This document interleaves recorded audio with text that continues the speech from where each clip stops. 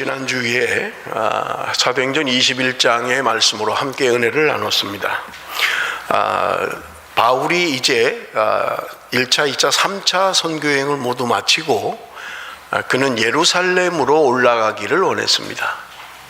그러나 우리가 아는 것처럼 많은 사람들이 바울이 예루살렘으로 올라가는 것을 막았던 것입니다. 왜냐하면 하나님께서 그들에게 감동하셔서 바울이 올라가면 예루살렘에서 체포가 될 것이고 투옥될 것을 이야기했기 때문에 그렇습니다. 그럼에도 불구하고 바울은 굳이 예루살렘으로 가기를 힘썼던 것을 우리는 성경을 통해서 볼 수가 있는데, 바울은 내가 죽는다 할지라도 내가 예루살렘에 갈 것이다 라고 이야기하고 있는 것을 우리는 볼 수 있는 것입니다. 바울이 예루살렘으로 올라갑니다. 그런데 예언자들이 예언한 것처럼 바울은 체포가 되고 감옥에 갇히게 됩니다. 그런데 주님께서 바울에게 나타나셔서 하시는 말씀이 있습니다. 23장 11절 말씀을 우리 한번 같이 읽어봅니다. 23장 11절 말씀입니다. 다 같이 읽습니다. 시작. 그날 밤에 주께서 바울 곁에 서서 이르시되 담대하라. 내가 예루살렘에서 나의 일을 증언한 것 같이 로마에서도 증언하여야 하리라 하시니라. 지난주에 우리가 살펴본 것처럼 바울은 3차 전도 여행 가운데 에베소서에서 자신의 선교 비전을 이야기합니다. 내가 예루살렘에도 올라가야 되지만 내가 로마도 보아야 하리라. 그는 그렇게 이야기했던 거예요. 어떻게 해서 바울이 그런 이야기를 했는지는 성경에 기록하고 있지 않습니다. 자신의 계획인지 몰라요. 그는 어쨌든 그의 선교 비전이 로마로 가는 것이 자신의 꿈이었던 것입니다. 그런데 여러 가지 환난을 통해서 예수님께서 바울에게 나타나셔서 말씀으로 확증시켜 주십니다. 그게 23장 11절 말씀이에요. 내가 예루살렘에서 나의 증인이 된 것처럼 내가 로마에서도 증인이 되어야 할 것이다. 여러분, 주님께서 말씀하세요. 여러분, 우리는 간혹 우리 자신의 꿈 또는 자신의 비전을 가질 수 있습니다. 나의 계획을 가질 수 있어요. 그런데 그것은 하나님의 말씀으로 확증이 되어야만 합니다. 그게 내 개인의 야망인지 개인의 뜻인지 모르잖아요. 정말 하나님이 나에게 주시는 하나님의 비전인지 하나님의 뜻인지 우리는 분간을 못해요. 바울이 내가 로마로 가야 하겠다라고 할 때 여러 가지 어려움 가운데서 지금 바울에게 주님이 나타나셔서 확증시켜 주시는 거예요. 네가 예루살렘에서 복음을 증거한 것처럼 너가 로마에서도 복음을 증언해야 된다라고 하시는 말씀으로의 확증이 있었습니다. 여러분, 하나님이 우리에게 때로 비전도 주시고 꿈도 주십니다마는 그것은 언제나 하나님의 말씀으로 확증되어야만 합니다. 왜냐하면 우리는 때로 그냥 감정상 이야기할 수 있어요. 감정상으로 뭔가 결단할 수 있어요. 그렇기 때문에 그것이 하나님으로부터 오는 것인지 하나님의 말씀 가운데 우리는 확증해야만 하는 것입니다. 그럴 때 여러분, 우리는 담대해지는 거예요. 내가 가진 뜻이, 내가 가진 계획이 그것이 하나님의 뜻과 일치될 때, 그것이 말씀으로 확증될 때 우리는 담대해질 수 있는 것입니다. 여러분, 바울의 여정을 보십시오. 여러분, 24장 이후에 이제 28장까지 바울이 로마에 도착할 때까지의 여정을 우리는 성경에 기록하고 있는 것입니다. 힘들고 어려운 가운데 로마로 가고 있는 거예요. 죄수의 신분으로 묶여서 그는 로마로 압송돼 가고 있는 것을 우리는 볼 수 있는 것입니다. 그럼에도 불구하고 바울이 놓치지 않았던 것, 놓을 수 없는 사명, 하나님이 자신의 뜻을 자신에게 나타내신 로마에 가서 복음을 전해야 한다는 하나님의 뜻을 알았기 때문에, 말씀으로의 확증이 있었기 때문에 어떤 어려움 가운데서도 그는 로마행을 고집하고 있는 것을 우리는 볼 수 있는 것입니다. 여러분, 우리가 살아가면서 신앙생활하면서 종종 어려움이 닥치면 포기해버리는 게 참 많아요. 그렇잖아요. 뭔가 내가 좀 하려고 그랬는데 뭐가 앞이 막히고 뭐가 잘 안 되면 이거 하나님 뜻이 아닌가 보다. 우린 자꾸 이렇게 생각하는 거예요. 하나님으로부터 온 하나님이 주시는 확실함이 있으면 여러분, 우리는 흔들리지 않습니다. 어떤 어려움이 온다 할지라도 흔들리지 않아야 돼요. 그것은 하나님의 뜻이기 때문에 그렇습니다. 바울은 지금 예수 그리스도로 말미암아 말씀으로 확증시켜 주실 때 그는 두려움 없이 담대하게 하나님의 뜻을 이루어가는 것을 우리는 볼 수 있는 것입니다. 여러분, 그런데 주님께서 나타나셔서 바울에게 그런 말씀으로 확증을 주십니다마는 23장 12절 그 이후에는 바울을 죽이기로 작정한 사람들이 40여 명이나 있었는데 그들이 먹지도 않고 마시지도 않고 바울을 죽이겠다고 결심한 사람들이 40여 명이 있었다고 성경은 기록하고 있는 거예요. 하나님의 뜻은 바울이 로마로 가는 것이 하나님의 뜻이었습니다. 그런데 사단은 바울이 가지 못하도록 자꾸 막는 거예요. 40여 명이나 되는 사람들이 먹지도 않고 마시지도 않으면서 지금 요청하고 있는 거예요. 지금 바울을 공회로 보내달라는 거예요. 그러면 40여 명의 바울을 죽이겠다고 하는 사람들이 매복하고 있다가 바울이 지나가는 길을 덮쳐서 바울을 죽여버리겠다는 거예요. 법적인 조치도 아닙니다. 법적인 재판도 아닙니다. 그들은 죽이겠다고 이야기하고 있는 거예요. 여러분, 로마행, 바울이 꿈꾸는 그 로마, 내가 로마에 가서도 복음을 전해야 되겠다라고 하는 하나님의 사명. 여러분, 분명한 것은요, 하나님의 뜻이 있음에도 불구하고 사단은 그것을 막으려고 하고 있다는 거예요. 내가 뭔가 주님의 뜻대로 살려고 몸부림치고 그렇게 결심하면 여러분, 사단은 더 빨리 알아요. 그래서 우리가 그렇게 하지 못하도록 방해하는 거예요. 그래서 포기하도록, 에이, 하나님 원하는 게 아닌가 봐, 하나님 뜻이 아닌가 봐, 포기하도록 만드는 거예요. 그렇기 때문에 여러분, 지금 바울이 하나님의 뜻을 확인하고 로마로 가겠다고 하는 이 일에 40여 명의 사람들이 먹지도 않고 마시지도 않고 죽이겠다고 달려들고 있는 거예요. 그들이 얼마나 치밀한 계획을 세우는지 몰라요. 그럼에도 불구하고 하나님께서 그들의 계획을 수포로 만드는 거예요. 그들이 계획을 세우고 지도자를 통해서 바울을 이제 예루살렘으로 오는 중에 죽이기로 결심할 때 여러분, 성경은 이야기하고 있는 거예요. 바울의 생질이 그 사실을 알았다고 하는 거예요. 그로 말미암아서 바울의 생질이 그 이야기를 바울에게 이야기합니다. 지금 삼촌을 죽이려고 40여 명의 사람들이 매복하고 있다가 겉으로는 뭔가 좀 알아보기 위해서 예루살렘으로 오게 하는 거지만 실제로는 당신을 죽이려는 계획입니다. 바울이 자기 그 생질을 통해서 그것을 백부장에게 보고하고 백부장은 천부장에게 보고합니다. 바울을 죽이려고 합니다. 사람들이 지금 죽이려고 합니다. 그때 천부장이 이 보고를 받은 여러분 성경의 기록을 보면 군대를 동원해서 밤 9시에 그를 급히 이송시키는 것을 우리는 볼 수 있습니다. 로마 총독이 주둔하고 있는 가이사라 그 궁으로 70km 정도 되는 먼 길입니다. 밤에 군대를 동원해서 바울을 지금 가이사라로 이송시키고 있는 것을 우리는 볼 수 있는 것입니다. 여러분, 우리는 일어나는 일들을, 우리 주변에 일어나는 일들을 때로 우연이라고 자꾸 생각해요. 우연히 그렇게 됐다. 뭐 어떻게 살다 보니까 우연히 그렇게 됐지. 우연이 없어요. 하나님의 놀라운 계획, 하나님의 뜻이 지금 사단의 계략으로 의해서 망쳐질 상황 가운데 하나님은 그를 지금 보내고 계신 것을 우리는 볼 수 있는 것입니다. 여러분, 하나님의 놀라운 뜻들이 바울이 로마로 가는 것을 막을 수가 없는 거예요. 사단이 교묘하게 치밀하게 40여 명이나 되는 사람들을 동원해서 바울을 죽이려고 하지만 하나님의 뜻은 바울이 로마로 가는 것이었던 것입니다. 그러므로 힘들고 어렵지만 그는 로마로 가는 것에 어려움이 없었던 것입니다. 여러분, 우리가 아는 것처럼 군인이 그를 호위하고 그래서 로마로 가는 것을 우리는 볼 수 있는 것입니다.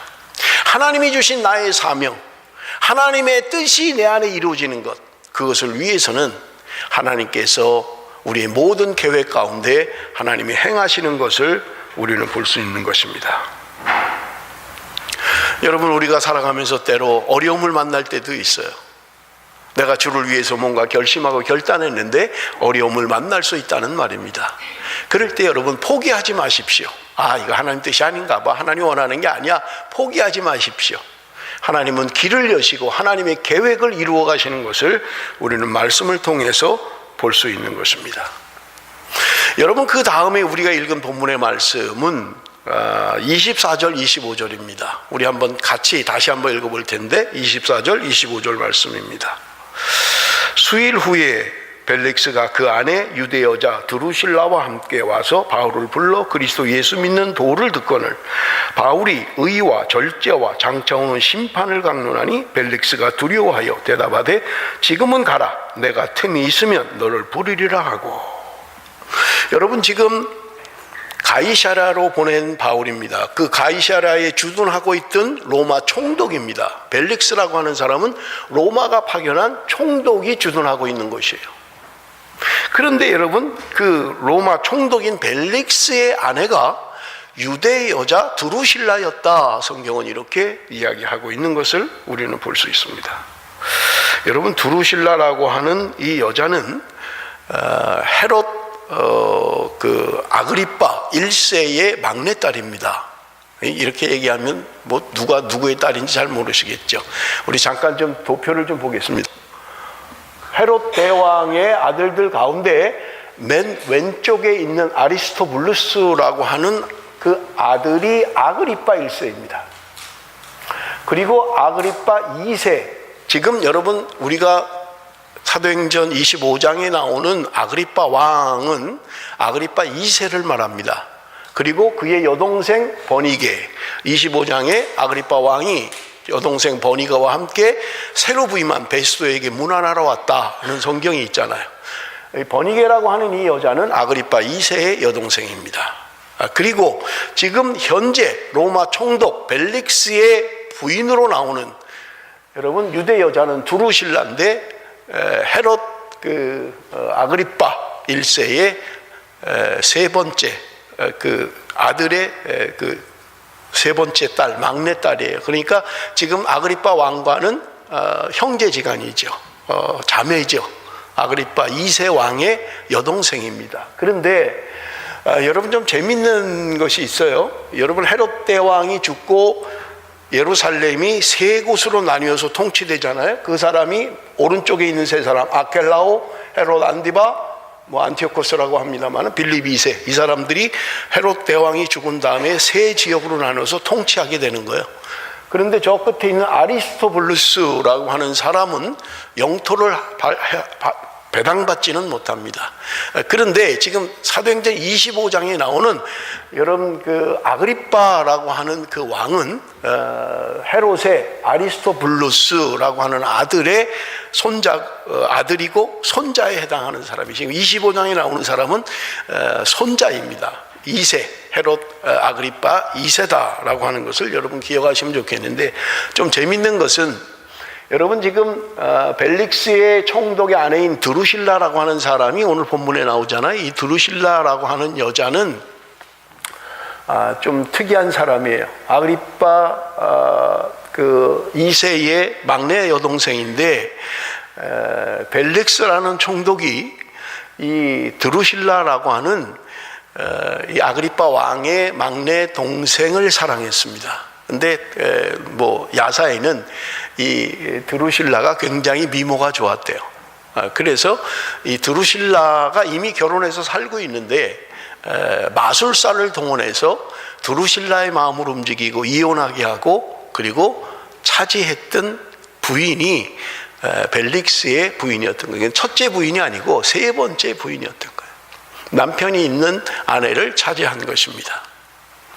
별로 건강해 보이지 않죠. 좋아 보이지 않죠. 그런데 여러분, 여기 아그리빠 2세가 사도행전 25장에 보면 버니게와 함께, 아그리빠 왕이 버니게와 함께 새로 부임한 베스도에게 문안하러 왔다라는 말이 나오죠. 버니게라고 하는 이 여자는 아그리빠 왕의 여동생이에요. 그런데 근친상간을 저지르는 거예요. 그래서 자기 여동생을 아내로 삼은 사람이에요. 가계가 복잡해요. 여러분, 참 심각하죠. 여러분, 우리가 그 헤롯 왕, 지난번에 한번 설교하면서 말씀을 드렸죠. 헤롯 왕은 예수님 당시에 이스라엘의 통치 왕이었죠. 그런데 여러분, 이 헤롯 왕은 사실은 유대 혈통에서 나온 사람이 아니에요. 제가 전에도 말씀드릴 때 에돔 사람이었다. 이두메라고 하는 에돔 사람이라고 말씀을 드렸죠. 역사적인 좀 내용을 좀 아셔야 이해가 되는 거예요. 여러분, 이스라엘은 바벨론이 이제 586년, 주전 586년에 멸망을 합니다. 바벨론에 의해서 멸망을 하잖아요.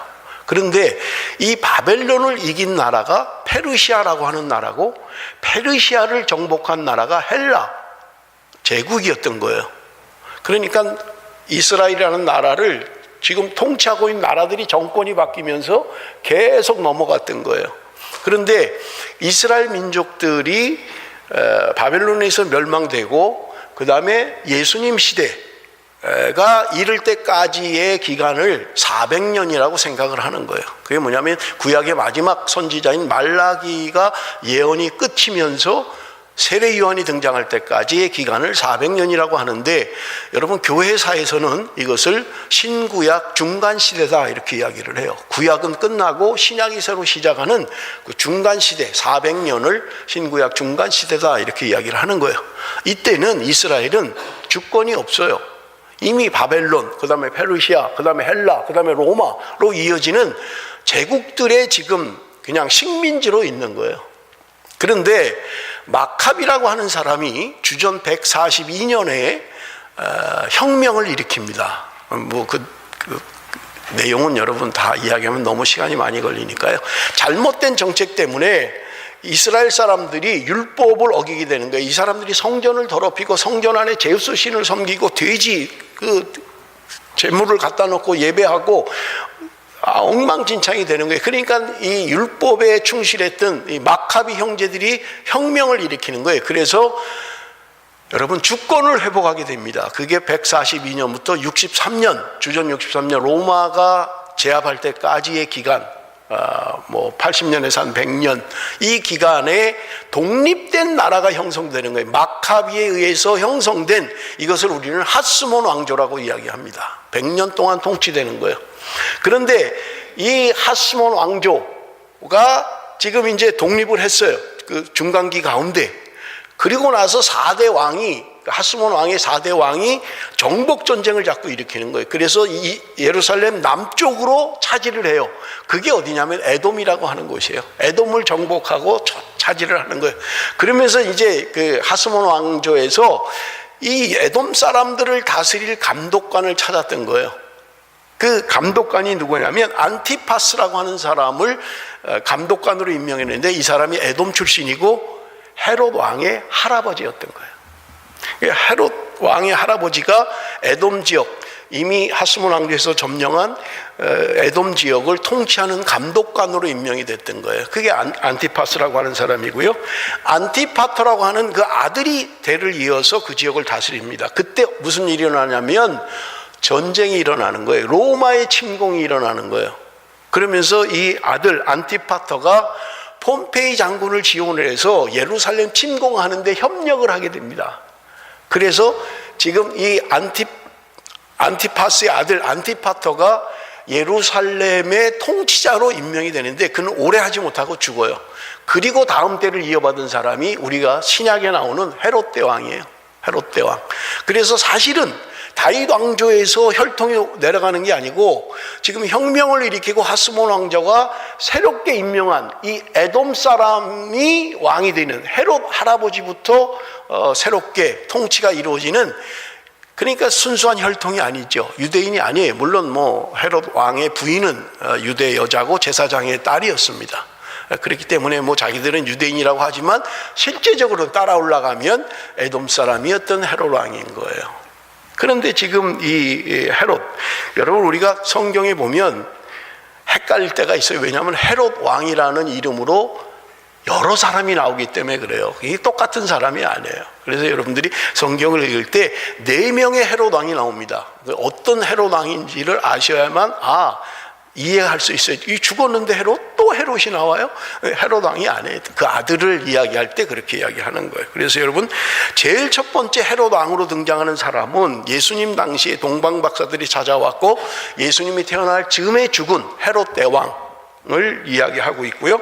그 다음에 헤롯 안티파스라고 하는 사람도 헤롯이라고 이야기했는데 세례 요한을 죽였던 왕이 헤롯 안티파스라고 하는 왕이에요. 그 다음에는 헤롯 아그리빠라고 하는, 우리 지금 사도행전에 나오는 아그리빠 1세, 이 사람은요 베드로를 감옥에 가두게 했고 그것 때문에 벌레에 물려서 죽은 사건이 사도행전 12장에 나오는데 헤롯 왕이라고 돼 있지만 헤롯 아그리빠다 1세고요.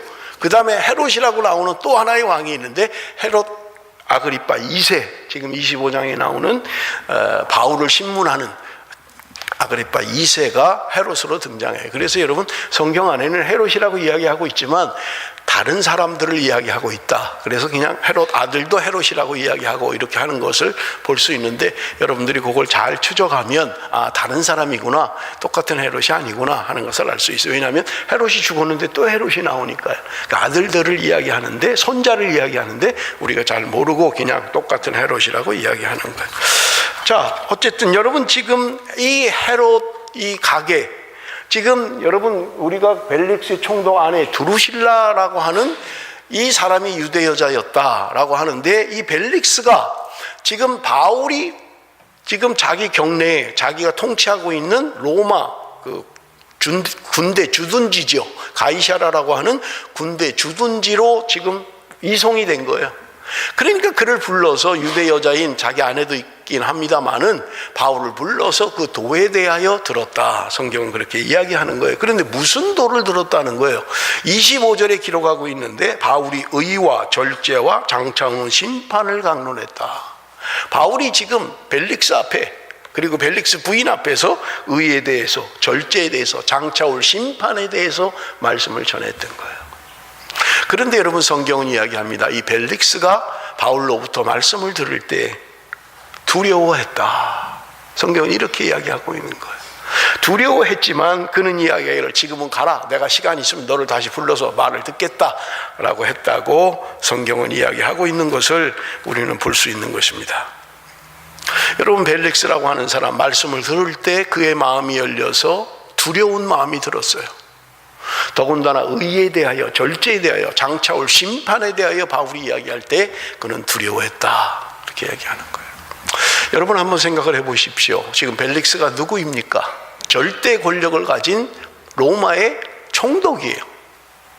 유대인들은 그냥 죽여도 아무 상관이 없는, 눈 하나 깜짝하지 않을 사람입니다.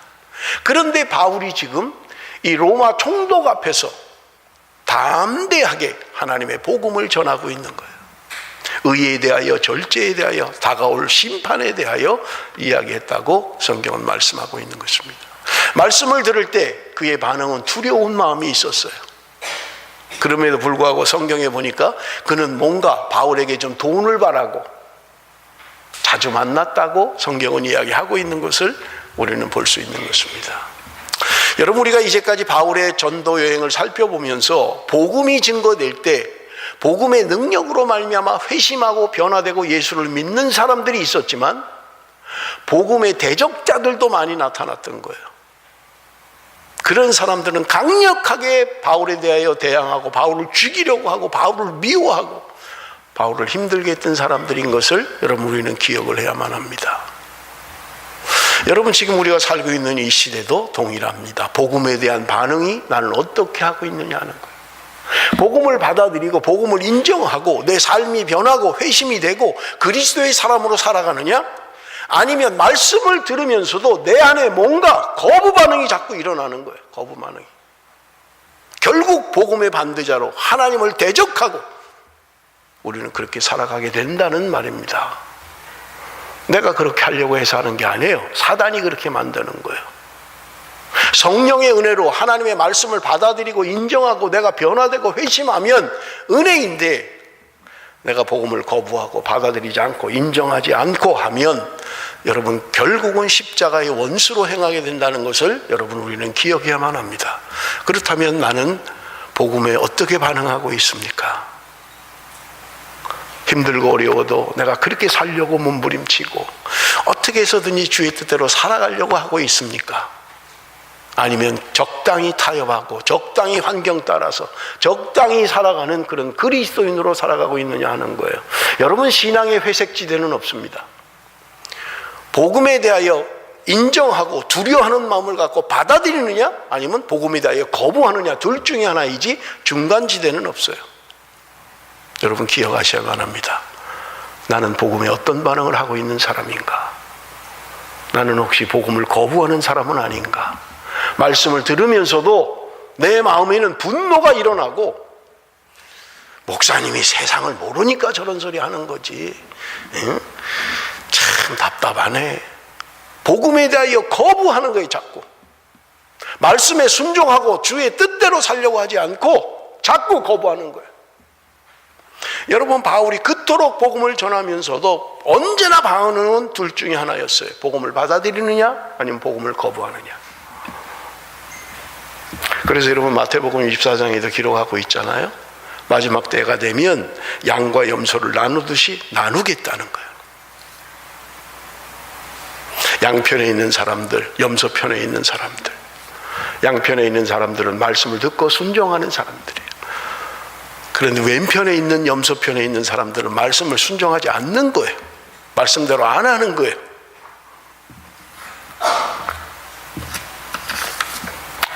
여러분, 우리가 오늘 본문의 말씀은 우리에게 중요한 교훈을 주고 있습니다.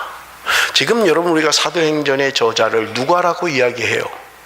누가복음을 썼고 사도행전을 썼던 거예요. 그런데 지금 누가는 이 바울의 여정을 자세하게 기록하고 있어요. 무엇 때문에 누가는 이러한 일들을 자세하게 기록하고 있는 걸까? 여러분, 첫째는요, 하나님의 뜻이 어떻게 이루어지는가를 보여주고 있는 것입니다.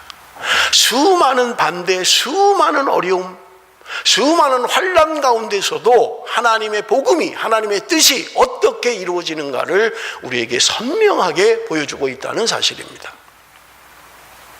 우리는 조금 살다 보면, 신앙생활 하다 보면 어려움이 오면 자꾸 포기하는 거예요. 하나님 뜻이 아닌가 봐. 하나님이 나한테 원하는 게 아닌가 봐. 에이, 그럼 그만둬. 자꾸 포기하는 거예요. 그런데 바울은, 하나님의 말씀으로 확증받은 바울은 흔들리지 않는 거예요.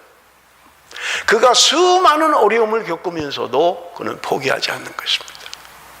여러분, 로마로 가는 여정을 보세요. 24장부터 계속해서 나오는 게 28장까지. 그는 죄수의 신분으로 가는 거예요. 쇠사슬에 묶여서 배 밑바닥에 죄수의 신분으로 로마로 향해서 가고 있습니다. 어디에서도 바울을 환영하지 않아요. 여러분, 우리가 1차, 2차, 3차 다 살펴봤잖아요. 바울의 손수건만 얹어도 병이 낫고, 바울의 손수건만 닿아도 귀신이 떠나고, 바울의 손수건만 닿아도 놀라운 능력이 나타났잖아요.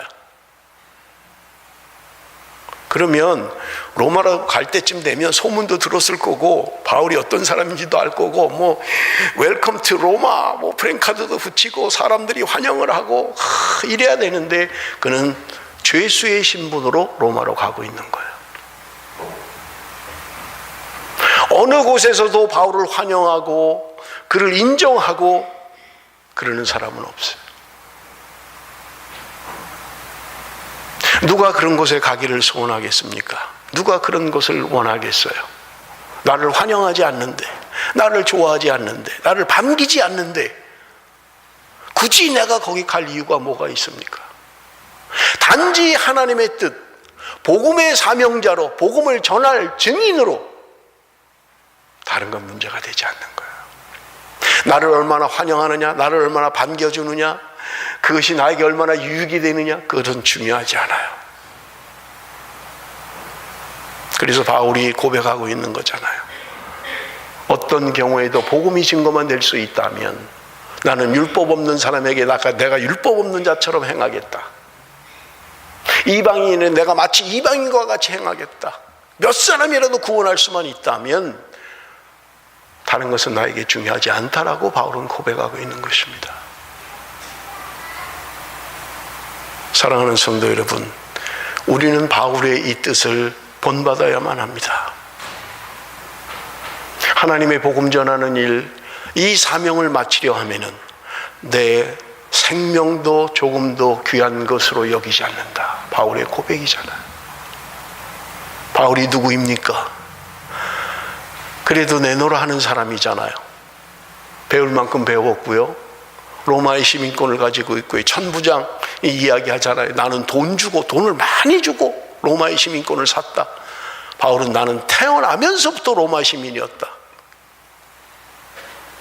대단한 신분을 가진 사람이에요. 최고의 학부에서 공부한 사람이에요. 남부러울 게 없는 사람입니다. 그런데 그가 예수 그리스도를 만난 이후에 나의 모든 것, 내가 이제까지 소망했던 것, 내가 바라는 것, 이 세상의 모든 것들은 나는 배설물로 여긴다.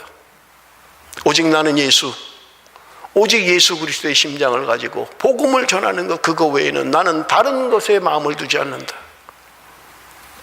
그래서 바울은 수많은 사람들이 말림에도 불구하고 내가 죽는다 하더라도, 내가 예루살렘에 올라가서 체포돼서 죽는다 하더라도 나는 가기를 원한다. 그것이 하나님의 뜻이다.